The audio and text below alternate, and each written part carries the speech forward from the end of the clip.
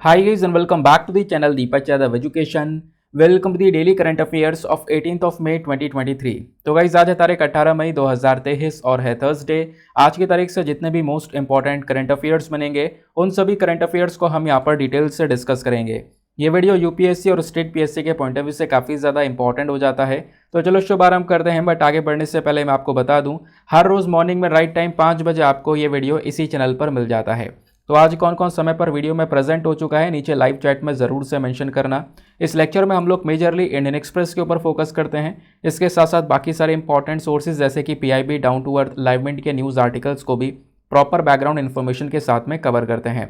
इस लेक्चर का जो एंड है वो बहुत इंपॉर्टेंट है, उसको मिस मत करना। अगर आप मिस करते हो तो एक काफ़ी बड़ी मिस्टेक करने वाले हो, क्योंकि पूरे लेक्चर में आपको जो भी पढ़ने को मिलेगा उसको लेकर लास्ट में आप टेस्ट अटैम्प्ट कर सकते हो। टेस्ट अटैम्प्ट करके जो भी स्कोर आएगा उसको आप नीचे कमेंट सेक्शन में ज़रूर से लिख कर जाना। बाकी इस लेक्चर का जो पीडीएफ चाहिए उसके लिए आपको टेलीग्राम पर जाना है। वहाँ पे जाके सर्च बॉक्स में लिखना है दीपक यादव एजुकेशन यूपीएससी। आपको ये टेलीग्राम चैनल मिलेगा, यहाँ से आप डेली बेसिस पे इस लेक्चर के पीडीएफ को डाउनलोड कर पाओगे। साथ ही साथ में अगर आप मेरे साथ में पर्सनली जुड़ना चाहते हो तो उसके लिए इंस्टाग्राम पर जाना है। वहाँ पे जाके अगेन आपको लिखना है दीपक यादव एजुकेशन। मेरा प्रोफाइल मिल जाएगा जहाँ पे 12,000 से ज़्यादा लोग ऑलरेडी जुड़ चुके हैं। आप भी मेरे साथ में पर्सनली जुड़ पाओगे। नाउ स्टार्ट करते हैं सेशन को। सबसे पहले हम अपने इंपॉर्टेंट डेज के साथ में कवर करेंगे। तो आज है 18 मई। 18 मई को दो इंपॉर्टेंट डे ऑब्जर्व किए जाते हैं। एक है वर्ल्ड एड्स वैक्सीन डे और दूसरा है इंटरनेशनल म्यूजियम डे। अब इन दोनों के बारे में थोड़ा बहुत पता होना ज़रूरी है, एग्जामिनेशन में आपसे पूछा जा सकता है।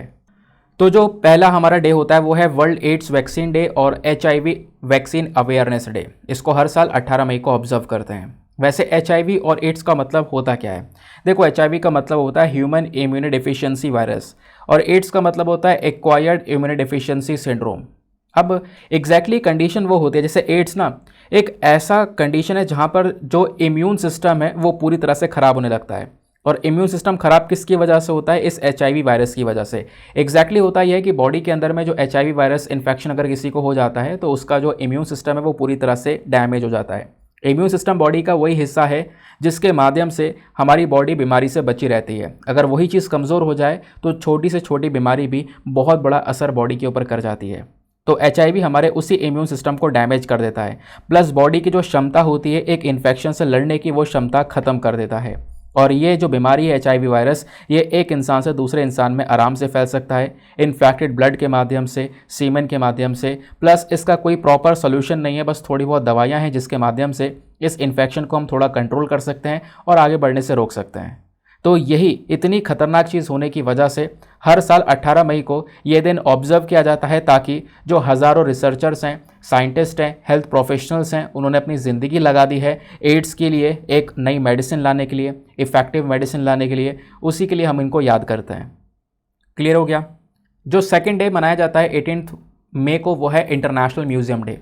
इंटरनेशनल म्यूज़ियम डे को हर साल 18 मई को ऑब्जर्व कर रहे हैं ताकि हम म्यूज़ियम को लेकर जो अवेयरनेस है, जो जागरूकता है, अपनी सोसाइटी के अंदर फैला सके।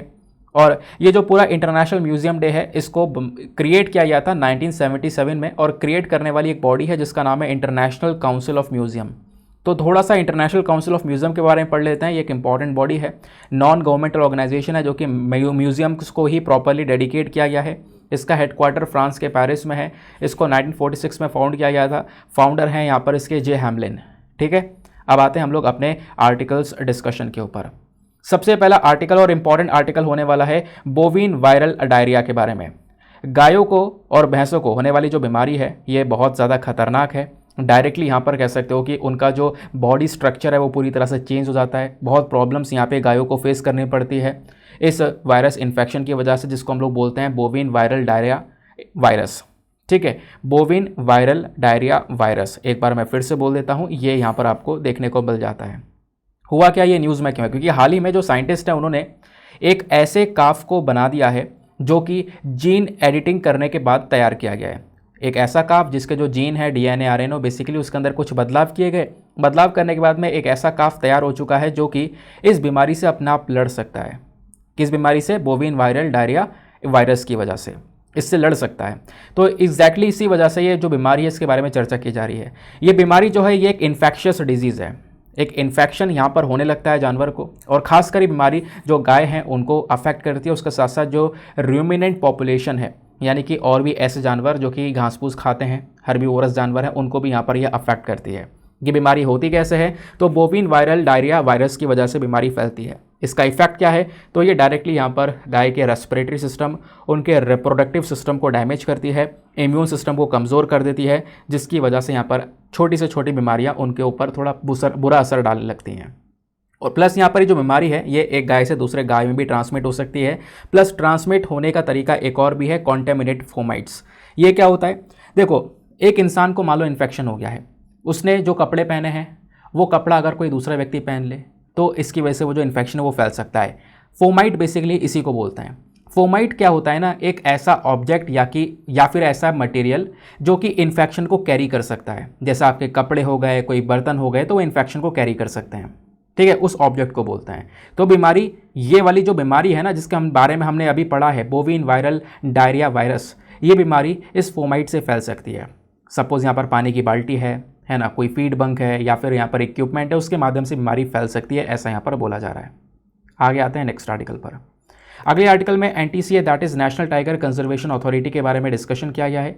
ये रिसेंटली न्यूज़ में आया है। क्यों? क्योंकि एनटीसीए ने एक पर्टिकुलर प्रोजेक्ट को अप्रूवल दिया है। वो काम क्या है कि रणथंभौर टाइगर रिजर्व से 3 टाइगर्स को निकाला जाएगा और उनको दूसरे राज्यों के टाइगर रिजर्व में शिफ्ट कर दिया जाएगा। इस काम को अप्रूवल दिया एनटीसीए ने, इस वजह से एनटीसीए न्यूज़ में है। तो इस आर्टिकल में बेसिकली 2 चीज़ें हम डिस्कस करेंगे। एक तो खुद एनटीसीए के बारे में पढ़ेंगे, दूसरा रणथंभौर टाइगर रिजर्व के बारे में पढ़ेंगे। एनटीसीए बेसिकली एक स्टैच्यूटरी बॉडी है जिसको ministry of environment, forest and climate change के अंडर में तैयार किया गया, यानी कि इस वाले मंत्रालय के अंडर में तैयार किया गया है। इस बॉडी को एस्टेब्लिश किया गया था 2006 में वाइल्ड लाइफ प्रोटेक्शन एक्ट 1972 के अंडर। इसी वजह से हम इसको स्टैच्यूटरी बॉडी बोलते हैं। इसका मेन काम क्या है? टाइगर्स की प्रोटेक्शन करना, प्रोजेक्ट टाइगर को अच्छी तरीके से लागू करना, सेंटर स्टेट के बीच में रिलेशंस को मेंटेन करना, मेमोरेंडम ऑफ अंडरस्टैंडिंग को प्रोवाइड करवाना ताकि सेंटर स्टेट आपस में मिलकर टाइगर रिजर्व्स को मेंटेन कर सके। हमारे देश में जितने भी टाइगर रिजर्व्स हैं, प्लस जितने भी टाइगर रिजर्व्स हैं उसके आसपास जो लोकल में रहने वाले लोग हैं उनके हित में बात करना, है ना, उनके इंटरेस्ट की प्रोटेक्शन करना, ये सारा काम एनटीसीए करता है। अब ये बहुत इंपॉर्टेंट पॉइंट है कि एनटीसीए में होता कौन कौन है। तो पहली चीज़, एनटीसीए में जो हमारी ministry of environment, forest and climate change, ये वाला जो मंत्रालय है ना, इस मंत्रालय के जो मिनिस्टर इंचार्ज होते हैं वो तो बेसिकली एनटीसीए के चेयरपर्सन होते हैं। वापस जो दूसरे यहाँ पर जो वाइस चेयरपर्सन होते हैं वो कौन होता है?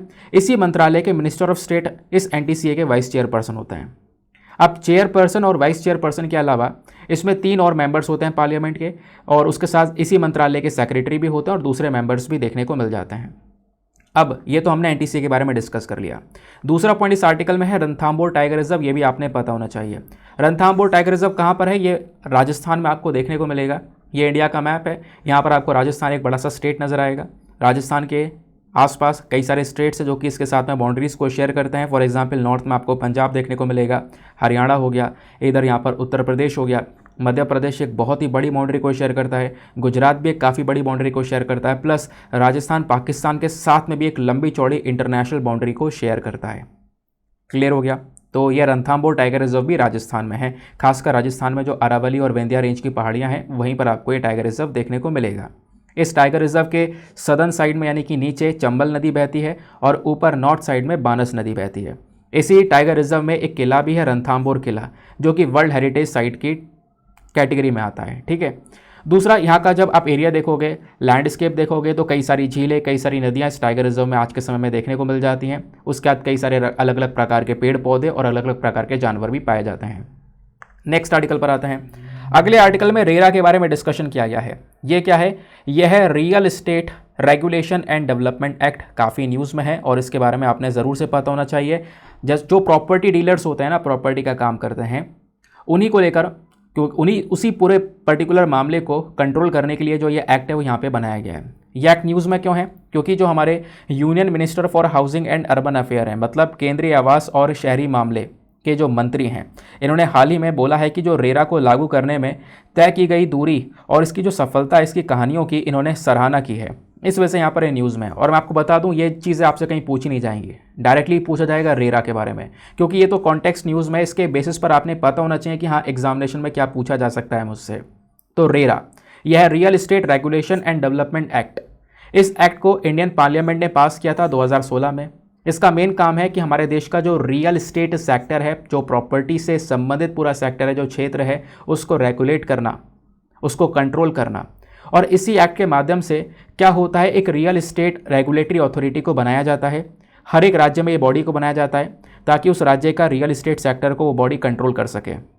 प्लस यहाँ पे प्रॉपर्टी डीलर के साथ में सपोज यहाँ पर कोई डील कर रहा है, व्यक्ति प्रॉपर्टी को परचेस कर रहा है, इनके बीच में आपस में कोई विवाद हो जाता है, डिस्प्यूट हो जाता है, तो उस डिस्प्यूट को रिजॉल्व करने की पावर भी रेरा के अंडर में आ जाती है। ये एक्ट किन के ऊपर अप्लाई होता है, तो जो भी अंडर कंस्ट्रक्शन प्रोजेक्ट्स हैं जिसमें प्लॉट साइज लगभग 500 स्क्वायर मीटर से ज़्यादा का है, या फिर कुछ ऐसे प्रोजेक्ट्स जिसमें 8 अपार्टमेंट हैं या उससे ज़्यादा हैं, ऐसे पर्टिकुलर प्रोजेक्ट्स के ऊपर में जो रेरा वाला एक्ट है वो लागू होता है। अब रेरा का मेन काम क्या है, इनके कुछ प्रोविजंस हैं। रेरा ना एक फास्ट ट्रैक मैकेनिज्म को बनाता है कि सपोज यहाँ पर एक तरफ प्रॉपर्टी डीलर है जिससे आपने प्रॉपर्टी को परचेज़ किया, अब आपके और उसके बीच में कोई विवाद हो गया किसी मामले को लेकर, तो वो जो मामला है सीधा रेरा के कोर्ट में जाएगा, फास्ट ट्रैक कोर्ट में, और वहाँ पे जल्दी से आपका जो डिस्प्यूट है उसको रिजॉल्व करवा दिया जाएगा। और सपोज़ जो डिसीजन आया है रेरा की साइड से आप उससे खुश नहीं हो, तो क्या करोगे, तो आप उस मामले को आगे अपीलेट ट्रिब्यूनल में अपील भी कर सकते हो। तो रेरा के अंदर में एक अपीलेट ट्राइब्यूनल भी होता है, ठीक है। तो जितने भी रियल एस्टेट प्रोजेक्ट्स हैं उन सबको रेरा के साथ में रजिस्टर्ड होना ज़रूरी होता है। और अगर एक पर्सन है जिसको यहाँ पे प्रॉब्लम से रेरा से संबंधित, तो वो कहीं ना कहीं कंप्लेंट कर सकता है रेरा के अंदर में, और जब कंप्लेंट जाएगी तो वो कंप्लेंट के प्रति जो रेरा है वो कुछ ना कुछ एक्शन लेगा और बोलेगा जिस एक्टिविटी को लेकर कंप्लेंट है वो एक्टिविटी रोकने का काम करेगा। और सपोज जैसे मैंने बोला रेरा ने कोई डिसीजन सुना दिया, आपके मामले में कोई विवाद था, आपने विवाद यहाँ पे पहुँचाया, रेरा ने अपना डिसीजन सुनाया, आप उसे संतुष्ट नहीं हो, तो क्या करोगे, आप अपनी एक अपील लेकर जा सकते हो अपीलेट ट्रिब्यूनल में, ठीक है। और जो अपीलेट ट्रिब्यूनल बोल देगा वो आपने फॉलो करना पड़ेगा। और सपोज यहाँ पर जो व्यक्ति है, जो प्रमोटर है, वो यहाँ पे रेरा के जो ऑर्डर्स उनको फॉलो नहीं करता है, तो उसको पेनल्टी भी पे करनी पड़ सकती है। और जो अपीलेट ट्राइब्यूनल है इसकी कुछ चीज़ें होंगी जो कि यहाँ पे आपने फॉलो करनी होंगी, वो व्यक्ति यहाँ पे फॉलो नहीं करता तो उसके ऊपर पेनल्टी चार्ज की जा सकती है, और साथ ही साथ में उसको सज़ा दी जा सकती है 3 साल की, या फिर फाइन भी चार्ज किया जा सकता है, या फिर सज़ा फाइन दोनों लगाया जा सकता है अगर वो इन ऑर्डर्स को नहीं मानता है तो।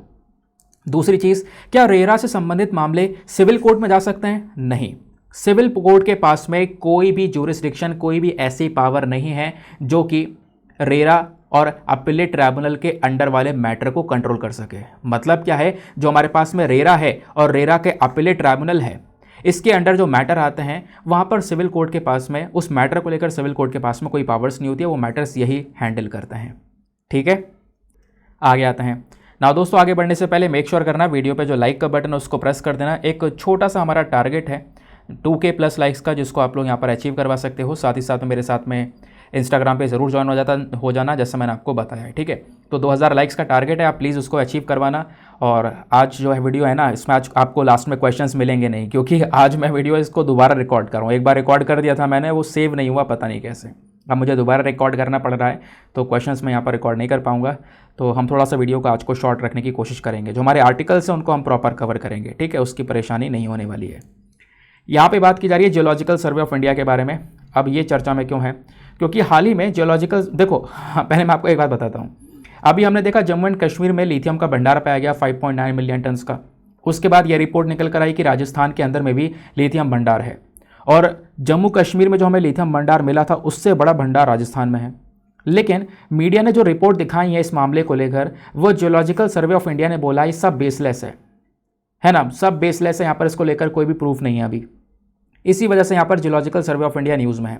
और मैं आपको बता दूं ऐसी बॉडीज़ को लेकर क्वेश्चन बनता रहता है। फॉर एग्जांपल यूपीएससी ने आर्कियोलॉजिकल सर्वे ऑफ इंडिया को लेकर क्वेश्चन पूछा था, याद होगा कि आर्कियोलॉजिकल सर्वे ऑफ इंडिया कौन से मंत्रालय के अंडर में आता है, तो मिनिस्ट्री ऑफ कल्चर के अंडर में आता है। उसी प्रकार से जीएसआई को लेकर भी सवाल बन सकता है। तो जीएसआई वाली जो बॉडी है इसको 1851 में बनाया गया था। इसका स्टार्टिंग में मेन काम ये था कि जो रेलवेज़ हैं उनके लिए कोल के डिपॉजिट्स को ये ढूंढ सके।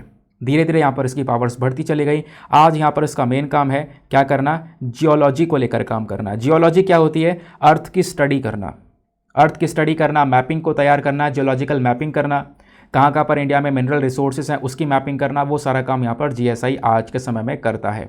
जीएसआई का जो मेन हेडक्वार्टर है वो कोलकाता में है। बाकी इसके 6 और इम्पॉर्टेंट रीजनल ऑफिसेस हैं। आजकल जो क्वेश्चंस बन रहे हैं वो रीजनल ऑफिसेस को लेकर ज़्यादा बन रहे हैं।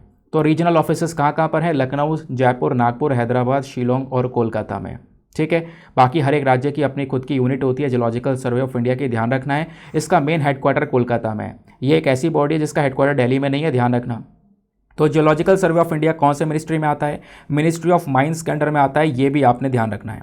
आगे आते हैं नेक्स्ट आर्टिकल में देवरीगढ़ वाइल्ड लाइफ सेंचुरी के बारे में डिस्कशन किया गया है। तो हुआ क्या है कि रिसेंटली 3 पोचर्स, 3 हंटर थे शिकारी, उनको अरेस्ट किया गया देवरीगढ़ वाइल्ड लाइफ सेंचुरी में। इसी वजह से यहाँ पर ये वाइल्ड लाइफ सेंचुरी न्यूज़ में है। ये वाइल्ड लाइफ सेंचुरी कहाँ पर है? तो ये खासकर ओडिशा के जो बारगढ़ डिस्ट्रिक्ट है, ओडिशा का बारगढ़ डिस्ट्रिक्ट, वहाँ पर हीराकुंड डैम के पास में ही ये आपको देवरीगढ़ वाइल्ड लाइफ सेंचुरी स्थित देखने को मिलेगी। ये सेंचुरी की चर्चा हमारे इतिहास में भी हुई है। क्यों? क्योंकि ये वही जगह है जहाँ पर जो हमारे फ्रीडम फाइटर थे वीर सुरेंद्र साई, इन्होंने जब यहाँ पर अंग्रेज़ों के खिलाफ विद्रोह चल रहा था तो उस दौरान अपना जो बेस है वो इसी सेंचुरी में बनाया था। ये वो यहाँ पर आपको फ्रीडम फाइटर देखने को मिलेंगे। ठीक है, तो इस वजह से यहाँ पर इस वाइल्ड लाइफ सेंचुरी की चर्चा इतिहास में भी हुई है। इसको वाइल्ड लाइफ सेंचुरी का जो दर्जा है वो यहाँ पे 1985 में दिया गया था।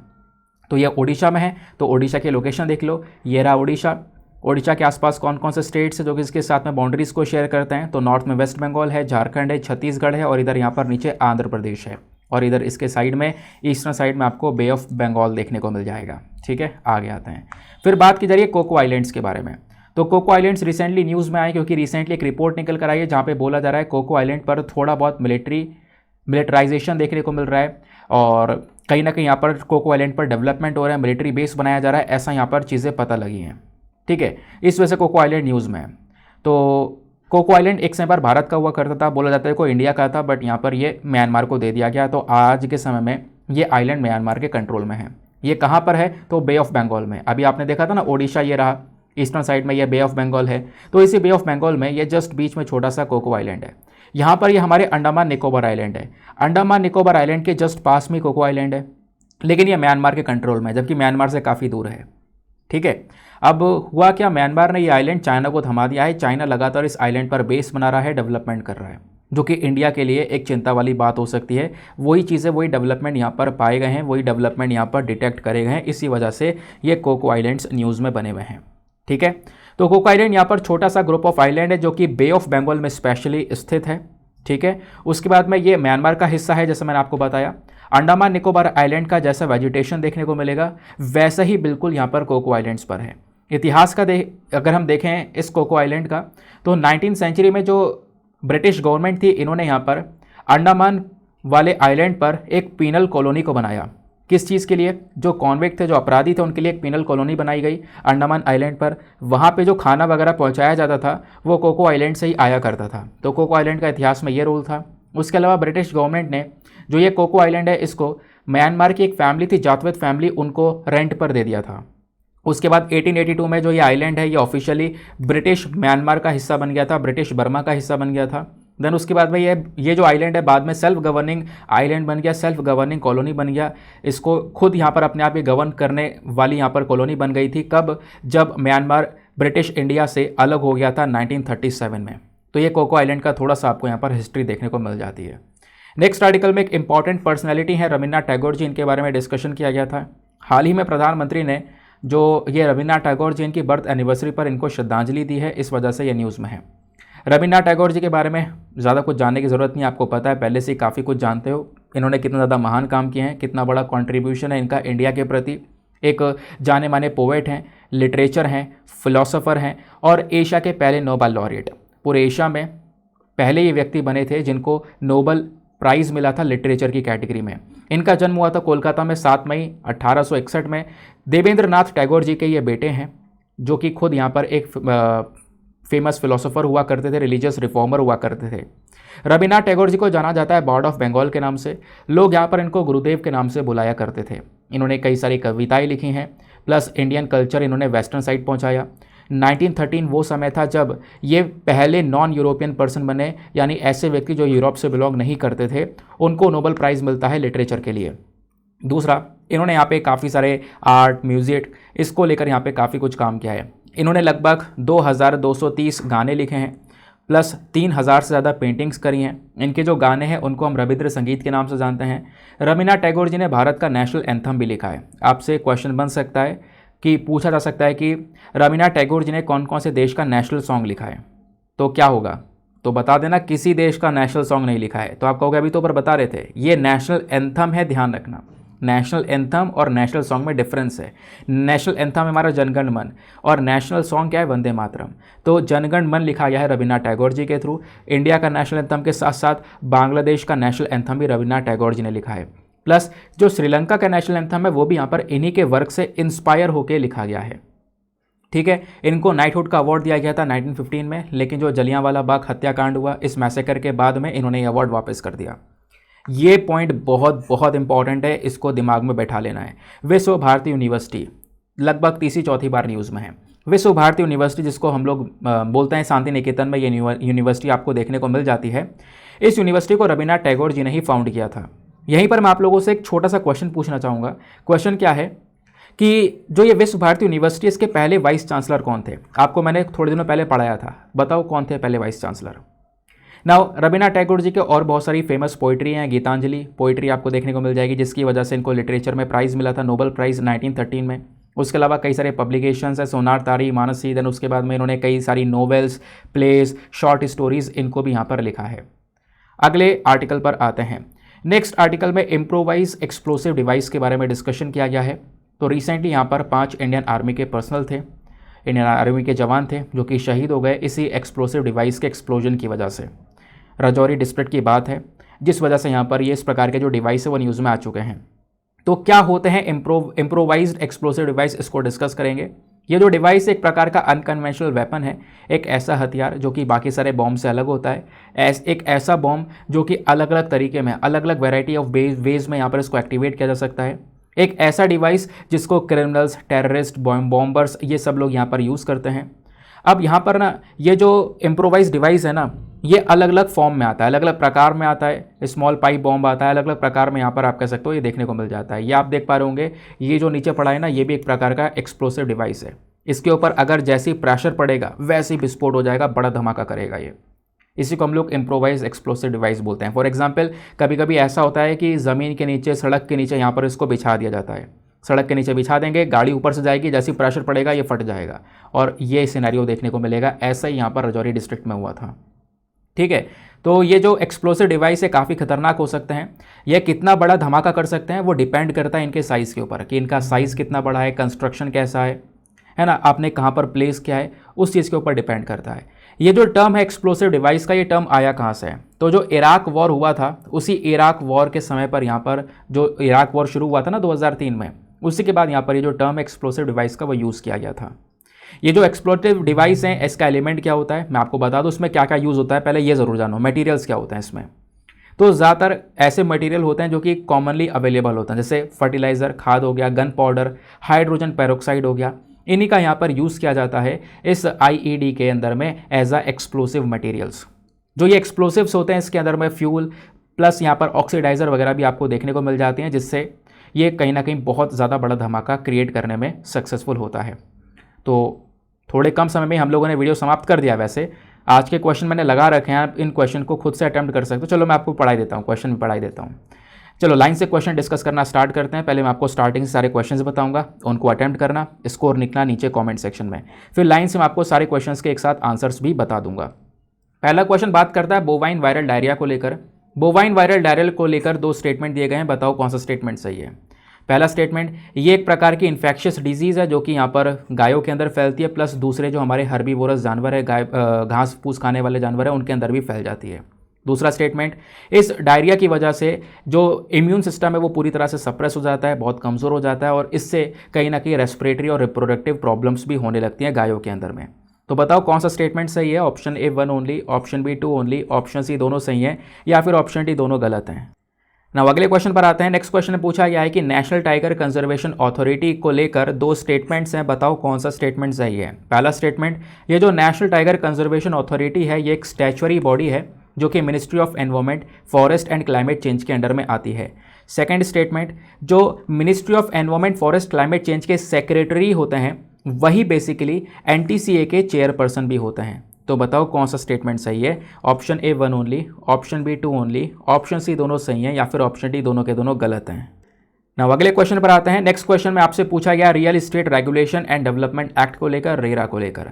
रेरा को लेकर दो स्टेटमेंट्स दिए गए हैं, बताना है कौन सा स्टेटमेंट सही है। पहला स्टेटमेंट, ये जो रेरा एक्ट है ये क्या करता है, ये बेसिकली हर एक राज्य के अंदर में रियल इस्टेट रेगुलेटरी अथॉरिटी को बनाने का काम करता है। इस अथॉरिटी को एस्टेब्लिश किया जाता है ताकि उस पर्टिकुलर राज्य में रियल इस्टेट सेक्टर को रेगुलेट किया जा सके। सेकेंड स्टेटमेंट बोलता है कि जो सिविल कोर्ट्स होती हैं, हमारी सिविल कोर्ट्स के पास में भी पावर्स होती हैं कि वो रेरा वाले मैटर्स को डिस्कस कर सकें। तो बताओ कौन सा स्टेटमेंट सही है। Option A 1 only, option B 2 only, option C दोनों सही हैं या फिर ऑप्शन डी दोनों गलत हैं। अगले क्वेश्चन पर आते हैं। नेक्स्ट क्वेश्चन में जियोलॉजिकल सर्वे ऑफ इंडिया के बारे में पूछा गया है। दो स्टेटमेंट दिए गए हैं, बताओ कौन सा स्टेटमेंट सही है। पहला statement, geological survey of India एक प्रिंसिपल एजेंसी है जिसका मेन काम क्या है, जियोलॉजिकल मैपिंग करना प्लस मिनरल रिसोर्सेज का पता लगाना देश भर में। सेकेंड स्टेटमेंट, जो ये जियोलॉजिकल सर्वे ऑफ इंडिया है ये कौन से मंत्रालय के अंडर में आता है, ministry of petroleum natural gas के अंडर में आता है। तो बताओ कौन सा स्टेटमेंट सही है। Option A 1 only, option B 2 only, option C दोनों सही हैं या फिर ऑप्शन डी दोनों के दोनों गलत हैं। आगे आते हैं। अगले क्वेश्चन बहुत सिंपल सा है। यहाँ पे आपसे पूछा गया है देवरीगढ़ वाइल्ड लाइफ सेंचुरी कौन से राज्य में स्थित है। ऑप्शन ए असम, बी मध्य प्रदेश, सी ओडिशा या फिर डी उत्तराखंड। नेक्स्ट क्वेश्चन पर आते हैं। नेक्स्ट क्वेश्चन पूछा गया है कि जो कोको आइलैंड्स हैं वो हाल ही में न्यूज़ में देखने को मिले हैं, बताना है कौन से समुद्र में आपको ये कोको आइलैंड्स देखने को मिल जाएंगे। ए अरेबियन सी, बी बाल्टिक सी साउथ चाइना सी या फिर डी बे ऑफ बंगाल। बहुत सरल सा क्वेश्चन है।